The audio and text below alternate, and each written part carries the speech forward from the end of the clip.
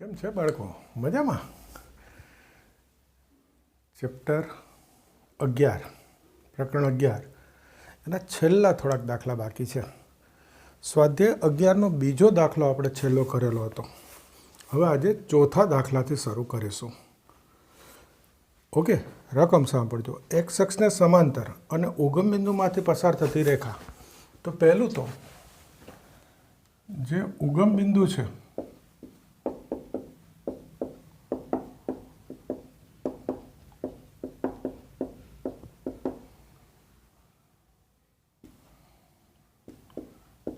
Zero आई zero जे zero के टूंकमां शून्य सदिश. हवे एक्स अक्ष ने समांतर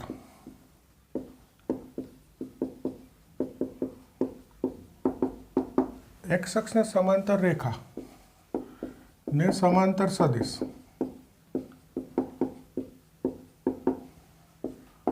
आई वन अथवा आने लखी लो आई जीरो जे जीरो के आ स्वरूप में लखीश. एक्स अक्ष ने समांतर रेखा एटले एक्स अक्ष की दिशा एकम सदिश एटले आई कैरेट 1 0 0 ए आ रेखा समांतर छे. तेथी रेखानु समीकरण तो कार्तेशियन सूत्र एक्स माइनस x1 अपन ए y1 अपन b z माइनस z1 अपन c. तो आ तो 0 0 है. उगम बिंदु एटले एक्स वाय जेड तो 0 0 0 x1 y1 z1 ए एटले 1 b 0 0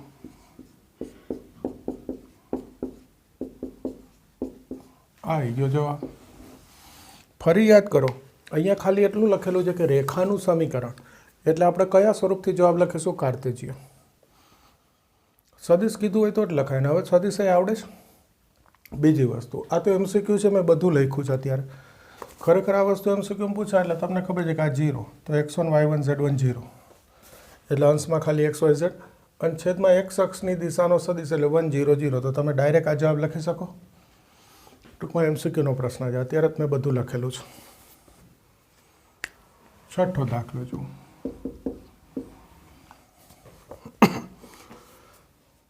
बे रेखाओ छे, परस्पर लंब होय तो के शोधवो छे.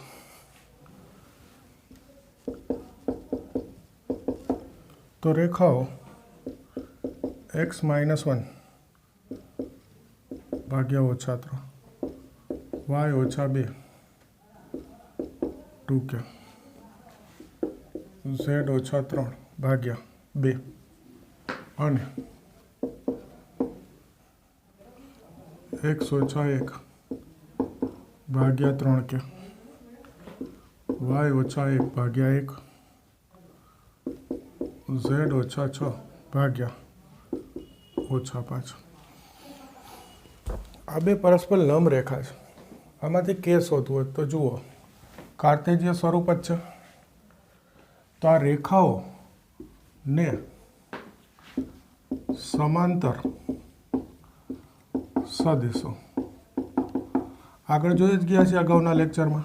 b1 एटले आ रेखानो छेद ओछा 3 2 के 2 અને b2 तो आ बीजी रेखानो छेद 3 के 1 ओछा 5. आ स्वरूप लखी नाख्युं. आ बी एमसीक्यू ज छे. आ रेखाओ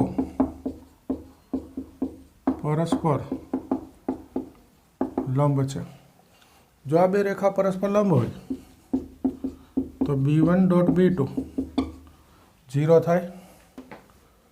b1 ओछा 3 2 के 2 डॉट 3 के 1 माइनस 5 गुणाकार कर दियो. आ बेनो डॉट ओछा 9 के 2 के गुणिया 1 2 गुणिया ओछा 5 2 ओछा 9 ओछा 7 के तो के बराबर ओछा 10 भाग्या 7. આવું બધું આગળ આપણે ભણી જ ગયા છીએ, બરાબર છે. હવે જુઓ, આ રકમ એમસીક્યુમાં હોય તો આ રકમ જુઓ એટલે આ છેદ ખબર પડે ને, B1 B2 સીધું અહીંયાથી B1 ડોટ B2 0. આ સ્ટેપ આવે પછી આ તો જવાબ તો મોટે ખબર હોય ને, ઓપ્શનમાં આપેલો હોય ને. અહીંયા સુધી પહોંચી ગયા પછી 1 2 ને 3 વધુમાં વધુ 3 સ્ટેપ થાય રકમમાં. અત્યારે હું બધું લખું છું, તમારે એમસીક્યુની રીતે જરા ધ્યાન રાખવાનું. ઓકે, કરી દો.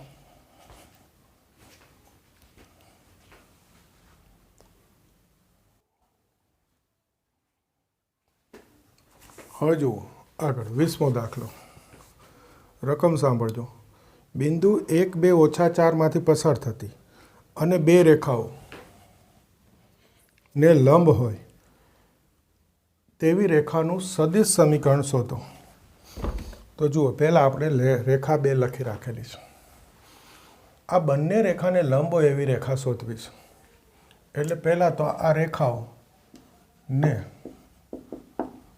સમાંતર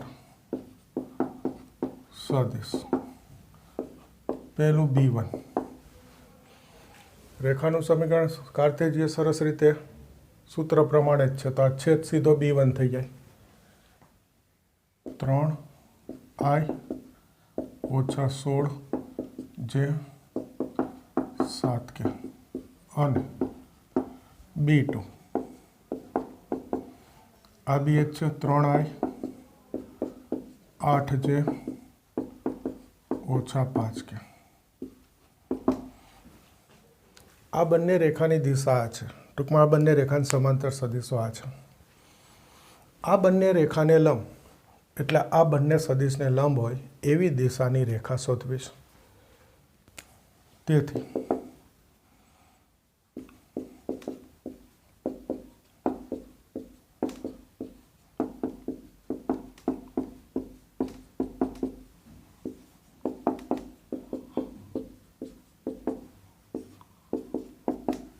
યાદ કરો, મેં બહુ કીધું હતું તમને અગાઉના લેક્ચરમાં ક્યાંક 10મા પ્રકરણમાં કે બે સદિશ હોય એ બંનેને લંબ એકમ સદિશ. યાદ કરજો તો સૂત્ર આપણને ખ્યાલ છે પ્લસ માઇનસ એ બેનો ક્રોસ ભાગ્યા ક્રોસનો માન.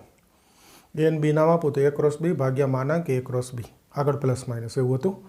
ત્યાં મેં તમને ખાસ કીધું હતું કે આ એકમ સદિશ છે એટલે ભાગ્યા એનું માન લઈએ છીએ.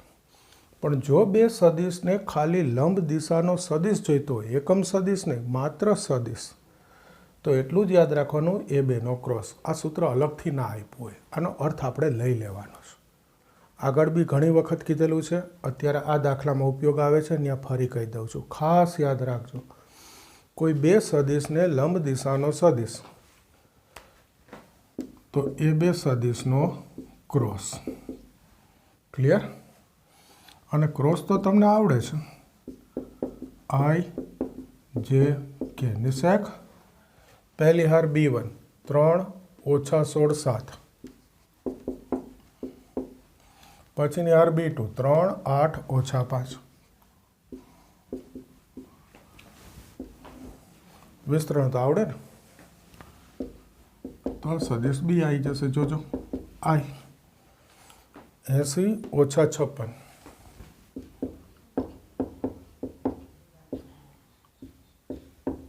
ઓછા છે ઓછા 15 ઓછા 21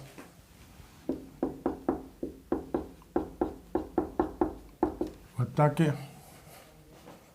8 3 24 ઓછા ઓછા વત્તા 16 3 48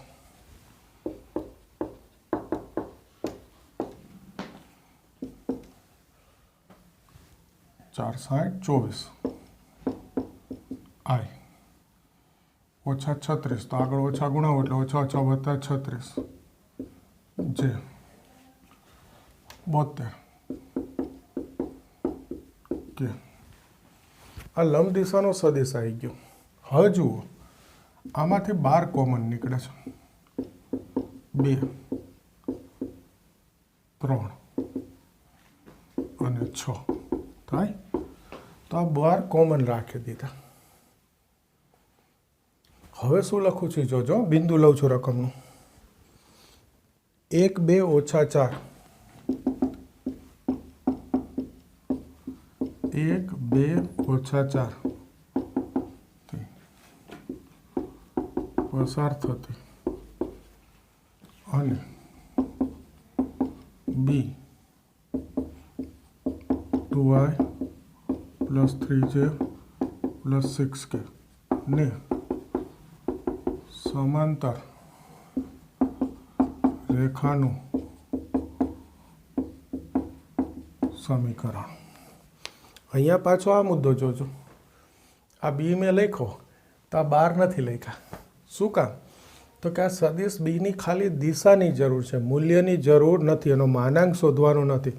તો હું આ 12ને અવગણી શકું. મૂલ્ય શોધવાનું હોય, માનાંક શોધવાનું હોય તો આ ના અવગણી શકાય. હો, આ બી એક સદિશનો સરસ પોઈન્ટ છે. આ નીકળી ગયો બહાર, ખાલી દિશા એટલે. અને હવે સદિશ સમીકરણ તો તમને આવડે જ છે. આર એ એટલે આ બિંદુ 1i 2j ઓછા 4k થશે પ્લસ લેમડા ઇન્ટુ બી 2i 3j 6k જ્યાં લેમડા બિલોંગ્સ ટુ આર. જવાબ આવી ગયો. એકદમ સરસ દાખલો. મારી દ્રષ્ટિએ આ દાખલો આઈએમપી ગણી શકાય. મેં આઈએમપી લખી દીધું. એકવાર ફરીથી 2 પોઈન્ટ છે આ દાખલામાં કે આ બે રેખાને લંબ રેખા શોધવી છે. પહેલાં આ બિંદુ તો આપ્યું છે, તો છેલ્લે અહીંયા મૂકવા થાય. બરાબર, સીધું ક્યાંમાંથી પસાર થાય છે. તો ઉપયોગ આ રકમનો કરવાનો છે કે આ બે રેખાને લંબ રેખા શોધવી છે. તો આ પહેલી રેખાની દિશા B1, બીજી રેખાની દિશા B2. પહેલાં તો એ લખી લીધું. આ બંને રેખાને લંબ, એનો અર્થ આ બંને સદિશને લંબ દિશાનો સદિશ જોઈએ છે. તો પહેલો મુદ્દો, બે સદિશને લંબ સદિશ તો કે એ બેનો ક્રોસ. ક્રોસ તો પછી આવડે, આ 12 કોમન નીકળે ત્યાં સુધી. હવે આ બિંદુ તો આપેલું છે, સદિશ સમીકરણ આવડે છે. એ વત્તા લેમડા ઇન્ટુ બી. બીજો મુદ્દો અહીંયા બી મૂકું ત્યારે કે આ 12 કોમન લીધા છે, એ ના મૂકું તો ચાલે. કોઈ કે મૂકી દીધા તો એ ચાલશે, પણ ખરેખર ના મુકાય. આ 12 નીકળી ગયા. શું કામ? માત્ર દિશાની વાત છે, એટલે આ મૂલ્યની જરૂર નથી. જો આનો માનાંક લેવાનો હોય તો આ 12 દૂર ના કરી શકું. તો થઈ ગયો એક સરસ દાખલો કે આ બંને સદિશને લંબ હોય એવી દિશાની રેખા એ આ બંને રેખાને લંબ થાય. આ જે પોઈન્ટ કીધો, હવે એક વધારાની માહિતી આપું. જો દાખલો પૂરો થઈ ગયો. આજે મેં પોઈન્ટ કીધો, અત્યારે બુકમાં નથી, પણ સદિશ પ્રકરણમાં હોય, સદિશ ટોપિકમાં હોય, બુકમાં ઉપયોગ નથી. ક્યાંક આવશે ઉપયોગ તો કામ આવશે. ધારો કે મારી પાસે કોઈ સદિશ આવે 2/3 i 5/6j માઇનસ 3k2. તો હું આ અપૂર્ણાંકનો મારે આગળ ઉપયોગ કરવો હોય, ધારો કે આ રીતે ક્રોસમાં ક્યાંક ઉપયોગ કરવાનો આવે B1 કે B2નો. હવે મૂલ્યની જરૂર ના હોય, ખાલી દિશા જ દર્શાવવાની હોય, તો હું આ છેદનો લસા લઈ લઉં. 3, 6 અને 2. અત્યારે મેં 3, 6 અને 2 લખ્યા એટલે લસા 6 આવે. તો એનો 6 લસા એટલે 1/6 લખ્યા. તો આના ઉપર કેટલા ગુણાના? 2, 4i. અને કંઈ નહીં ગુણાવાનો 5 છે, અને 3 ગુણાવાનો 9 કે આ થયો. હવે મૂલ્યની જરૂર નથી તો હું 1/6 દૂર કરી દઈશ. જ્યાં આગળ ઉપયોગ કરીશ ને ત્યાં આટલા જ સદિશનો કરીશ, ચાલે. હવે જ્યારે અપૂર્ણાંક આવે ને પછી આ નિશ્ચયકમાં ક્રોસ શોધવાના હોય ને ત્યારે બી આ વસ્તુ કામ આવે. અહીંયા જે મેં કરી ને. પણ ફરી એકવાર યાદ કરાવી દો, આ માત્ર દિશાની જરૂર હોય ત્યારે. જો આનો માનાંક કે મૂલ્ય આવતું હોય ક્યાંય તો આ લખવા પડે, તો દૂર ના કરાય. પછી એમ ના કહેતા સર તમે કીધું તો આ દૂર કરી દેવાય. ખાસ કહું છું, દિશા દર્શાવવાની હોય ત્યારે. પછી આ લખવું જ ચાલે, આ લખવાની જરૂર નહીં, આ 1/6 લખવાની જરૂર નહીં, ખાલી આ દિશા દર્શાવવા માટે પૂર્ણાંક આંકડા થઈ જાય. હા, આગળ ક્રોસમાં ઉપયોગ કરી શકાય, ચોક્કસ. બરાબર છે, માહિતી આવી ગઈ? સરસ, ચલો.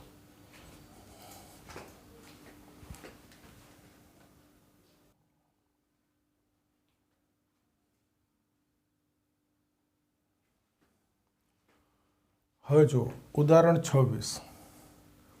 એક રેખા સમઘનના વિકર્ણો સાથે આલ્ફા, બીટા, ગેમા અને ડેલ્ટા ખૂણો બનાવે છે. તો cos² આલ્ફા વત્તા cos² બીટા વત્તા cos² ગેમા વત્તા cos² ડેલ્ટા બરાબર 4/3 સાબિત કરો. સરસ દાખલો. જુઓ પહેલાં એક સમઘન બનાવીએ.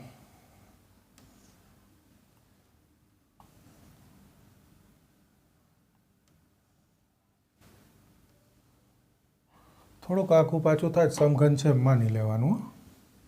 આ એક, આ બે, ત્રણ, આ ચાર, એક, બે, ત્રણ, ચાર થઈ ગયું. આ સમઘન છે એવું માની લેજો ભાઈ. ઓકે,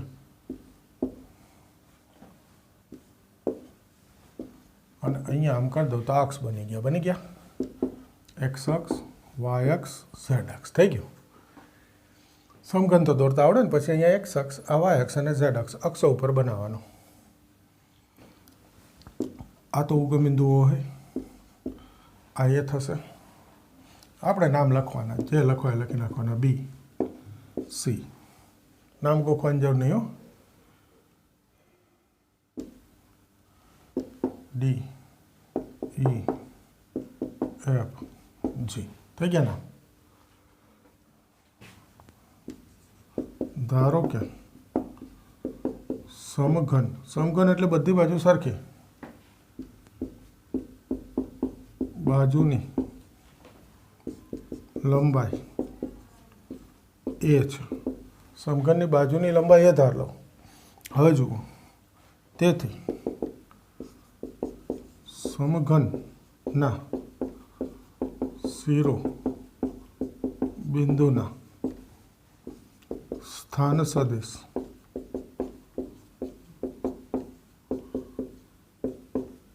આકૃતિમાં દર્શાવ્યા પ્રમાણે થાય. સીધું લખી નાખ્યું. બધા અહીંયા નહીં લખવા, સીધા આકૃતિ લખી દો. જુઓ, આ 0, 0, 0 ઉગમ બિંદુ એમાં હોય બાજુનું, તો આ એ થાય. એક્સ અક્ષ ઉપર છે એટલે આ વાય અક્ષ ઉપર છે તો 0 એ 0 થાય. આ ઝેડ અક્ષ ઉપર છે તો 0, 0 એ થશે. આ તો આવડે. હવે જરા ધ્યાનથી જોજો, અક્ષો ઉપર તો આવડે. આ ડી છે ને ભાઈ, ડી એ એક્સ વાય સમતલમાં કહેવાય. આ જ પ્રકારનો બીજો શબ્દ છે સમતલ. આ એક્સ વાય સમતલમાં છે ડી. એક્સ અને વાયની વચ્ચે છે એટલે એક્સ વાય સમતલમાં કહેવાય. તો એક્સ એમ એ થાય, વાય એમ એ થાય, ઝેડ એમ 0. એ જ રીતે ઈ જોશો ને તો વાય અને ઝેડની વચ્ચે દેખાય એટલે વાય ઝેડ સમતલમાં છે તો એક્સ 0, વાય અને ઝેડ એ. આ જી જોશો ને તો એક્સ અને ઝેડની વચ્ચે છે એટલે એક્સ ઝેડ સમતલમાં છે તો એક્સ એમ એ, વાય એમ 0, ઝેડ એમ એ. અને આ એફ જોશો ને તો આમ ત્રિપરિમાણીય આકૃતિ ઉપસેલું કહેવાય. આ બધા સમતલમાં હોય એટલે એના યામ થાય એ.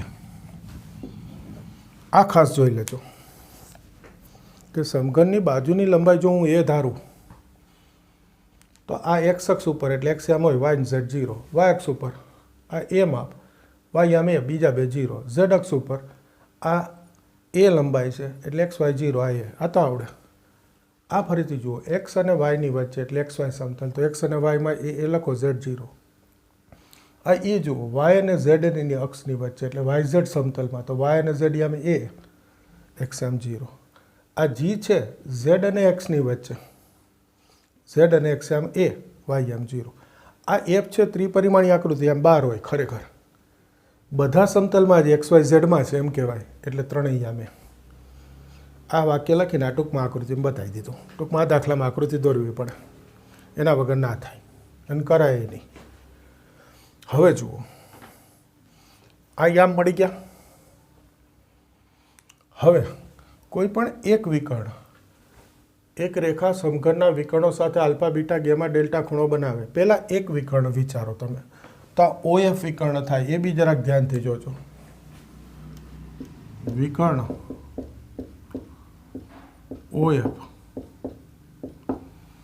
OF, એફમાંથી O બાદ એ. ઓકે, OF વિકર્ણ એટલે ખબર છે ને, નીચેના શિરોબિંદુથી સામેનું જોડવું પડે. તમે રૂમમાં હોય ને, ક્લાસમાં બેઠા હો તો આપણે બતાવી શકાય. હવે અત્યારે વિડીયોમાં શું બતાવીશ એટલે અહીંયા બતાવું છું આકૃતિમાં. આ OF, એ જ રીતે આ GB થાય, AE થાય અને CD થાય વિકર્ણ. તો બીજો લઉં છું, પહેલો OF લીધો, બીજો GB.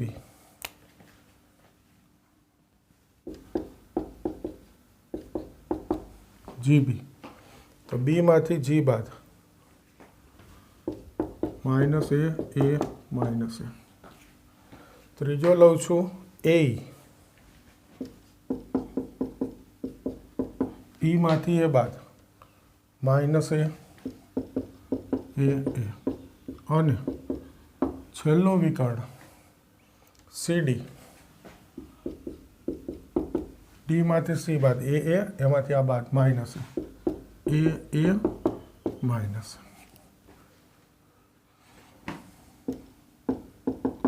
ઓકે, તેથી વિકર્ણ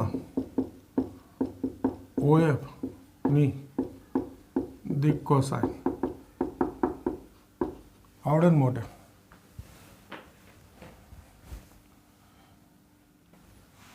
એ ભાગ્યા એ સ્ક્વેર ચલો મોટે નહીં બતાવી દીધી।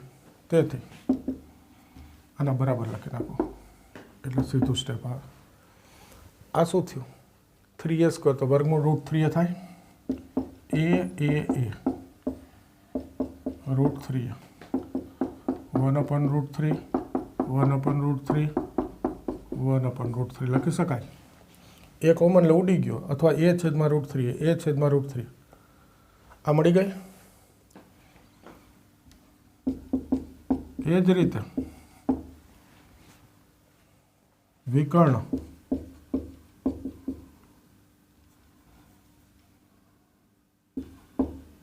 બીજા ટૂંકમાં લખી નાખું વિકર્ણોની દિક કોસાઇન। જો આ ત્રણે ધન હતા, આ ધન આવે, આમાં જ્યાં ઋણ હોય ત્યાં માઇનસ, બીજું કંઈ નહીં।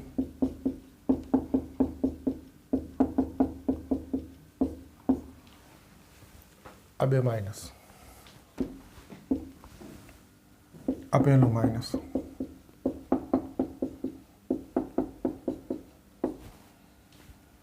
અને આમાં છેલ્લું માઇનસ।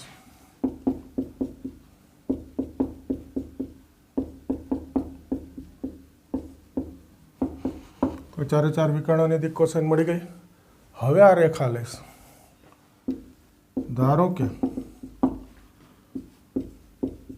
વિકર્ણો સાથે આલ્ફા બીટા ગેમા અને ડેલ્ટા ખૂણો બનાવતી રેખાની દિક કોસાઇન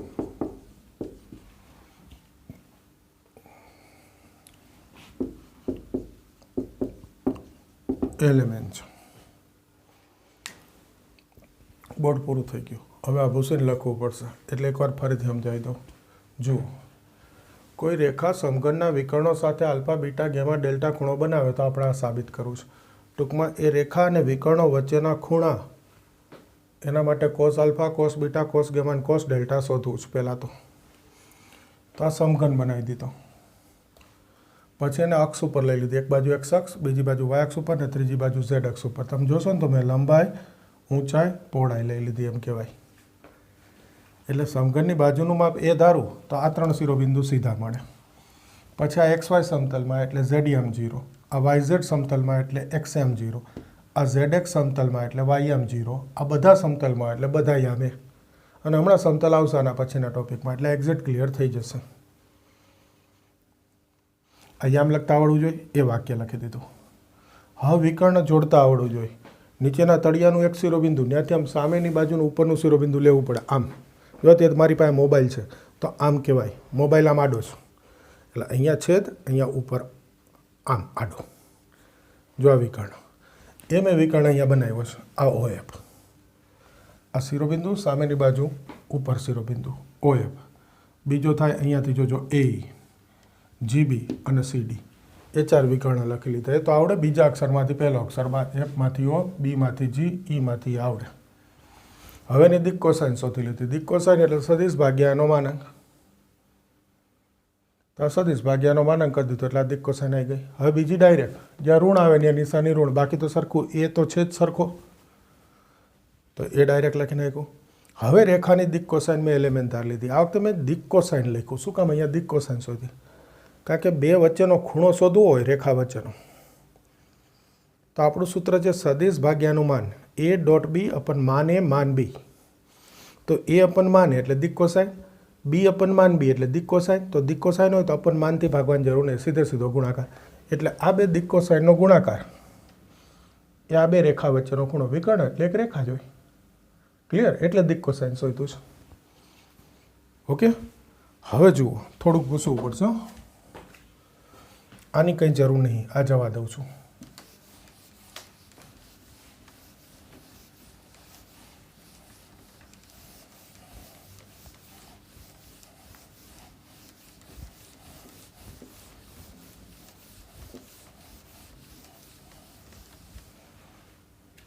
જોજો,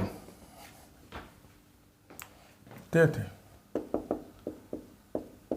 કોસ આલ્ફા જુઓ, આ ડોટ એલિમેન્ટ શું થાય જુઓ જો, એલ પ્લસ એમ પ્લસ એન ભાગ્યા √3. આ બેનો ડોટ તો મોટે આવડે ને ભાઈ.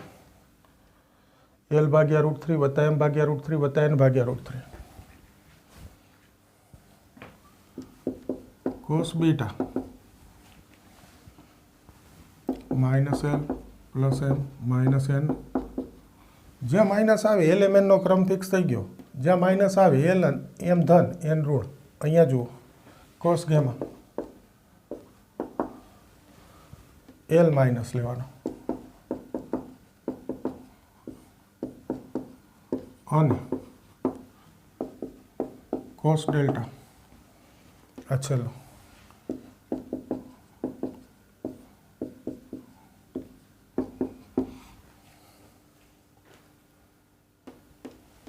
ખૂણા એટલે કોસ મળી ગયો. જો કેટલું બધું સીધું લખીએ ને તો એવડો મોટો દાખલો થાય. જોજો હજુ બાકી જો દાખલો તો. હવે આપણે શોધવું છે કોસ સ્ક્વેર આલ્ફા વત્તા કોસ સ્ક્વેર બીટા વત્તા કોસ સ્ક્વેર ડેલ્ટા.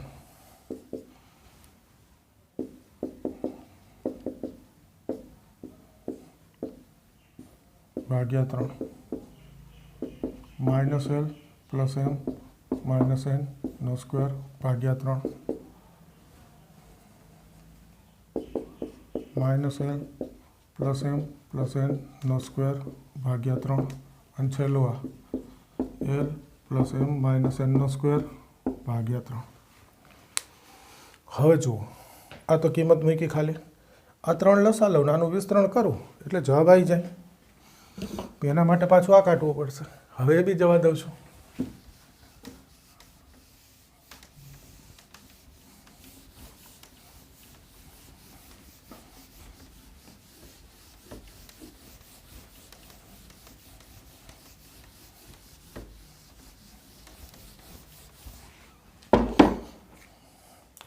હવે જોજો આનું આ 3 લસા.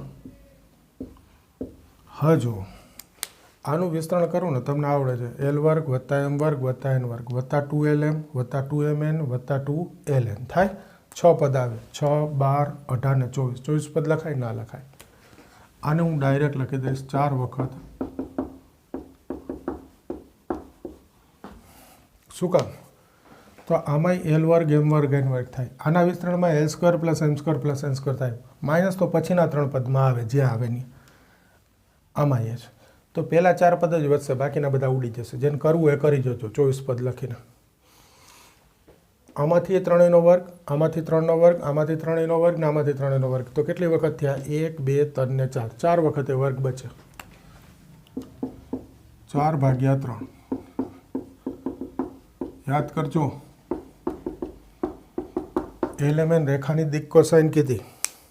જો એલિમેન્ટ દિક કોસાઇન હોય તો એના વર્ગોનો સરવાળો કેટલો થાય? 1. એટલે આ સ્ક્વેર બરાબર 1 મૂકી દીધો તો જવાબ આવી ગયો 4/3. આટલું સીધું લખીએ છીએ તો બી બીજી વખત બોર્ડ ભરાણું તો તમે સમજી શકો બધું લખું તો કેવડું થાય. બીજું આટલું સીધું લખવાની છૂટ જ છો, એટલે આમ જ લખવાનું.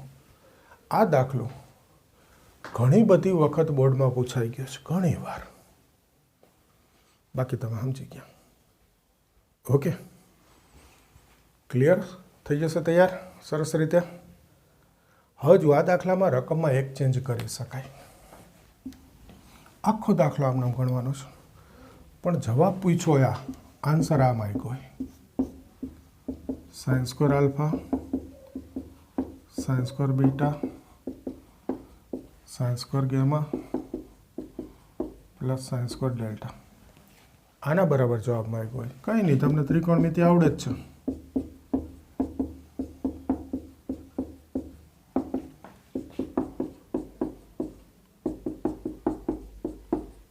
વન માઇનસ કો સ્ક્વેર મૂકી દો તો આ એક કેટલી વાર આવ્યો? 4 વખત. માઇનસ કોમન,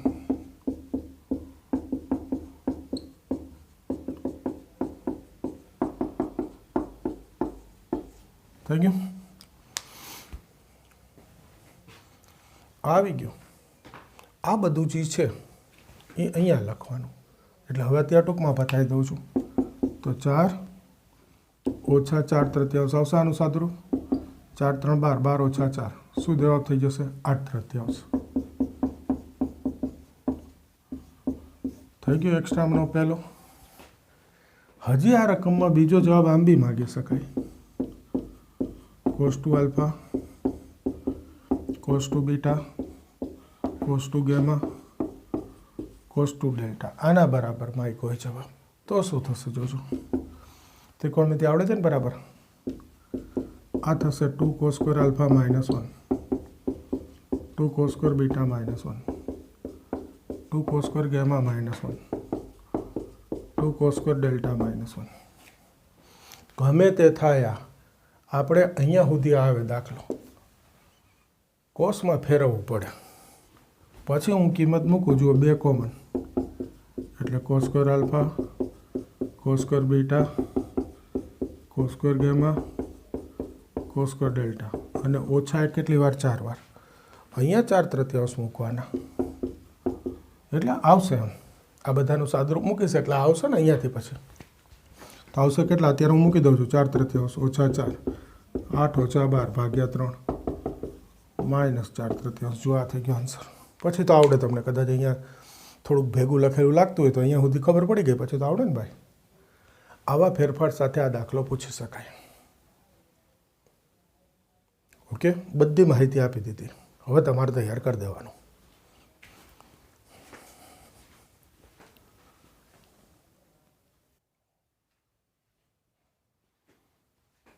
હવે જુઓ, સ્વાધ્યાય 11નો 5મો. તમને ખ્યાલ છે હું શા માટે આવો ક્રમ ગોઠવું છું એ.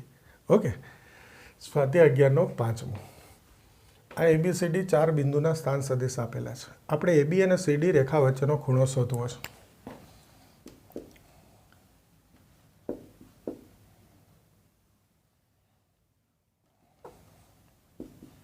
AB રેખાની દિશા B1. ઓકે, તમને ખબર છે શું થાય? AB કિરણ બીમાંથી એ બાદ 4 ઓછા 1, 5 ઓછા 2, 7 ઓછા 3. અને CD રેખાની દિશા B2. તો એ શું થાય? CD કિરણ. બરાબર, આગળ શીખી ગયા છે. આ 2 ઓછા ઓછા વત્તા 4, 9 ઓછા 3, 2 ઓછા ઓછા વત્તા 6, 8. તો આમાંથી 2 કોમન લઈ લો. છે એમ શીખ્યું છે ભાઈ. આ B2 જુઓ જો, 2 B1 આવી ગયું એટલે આ કયું સ્વરૂપ આવ્યું? Lambda B1. લેમડા બરાબર 2 થયું કે નહીં? તેથી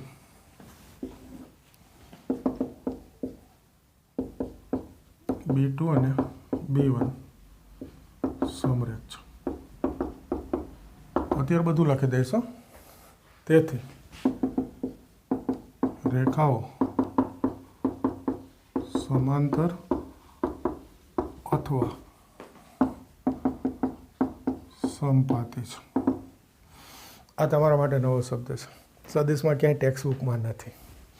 ખરેખર સદિશ ટોપિકમાં હોય કે આ 2 સદિશ સમરેખ આવે ને ભાઈ, સાંભળજો, વધારાની માહિતી છે પણ સરસ વસ્તુ છે કે આ રેખાની દિશાના 2 સદિશ સમરેખ આવે ને એટલે અત્યારે તમારી બુકમાં એવું કહી દે કે આ બે રેખા સમાંતર છે.